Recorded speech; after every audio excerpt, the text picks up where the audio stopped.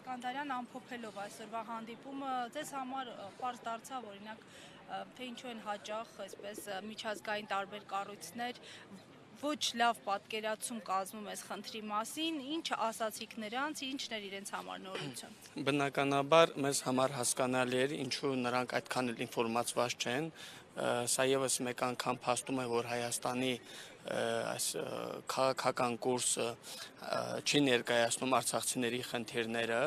միջազգային հարթակներում։ Գերմանացի իրավապաշտպանների հետ խոսել ենք արցախցիների խնդիրների մասին, նրանք որոշակի ինֆորմացիա ունեին,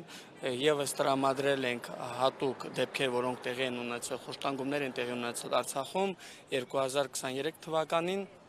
սեպտեմբերի 19-ին նրանք խոստացել են միջազգային հարթակներում բարձրացնել բոլոր խնդիրները արցախցիների իրավունքների պաշտպանության մասին եւ իհարկե խոսել են քաղաքական վերադարձի մասին, որը շատ կարեւոր է։ Նրանք հետաքրքրվել են իսկ ինչու Հայաստանի այսօրվա վարչապետը, կառավարությունը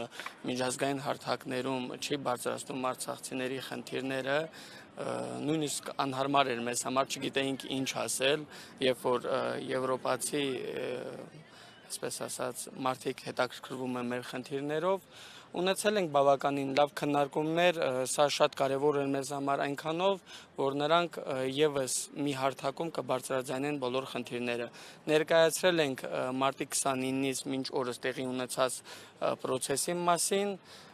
ամեն ինչ անցել է նորմալ կառուցողական մթնոլորտում։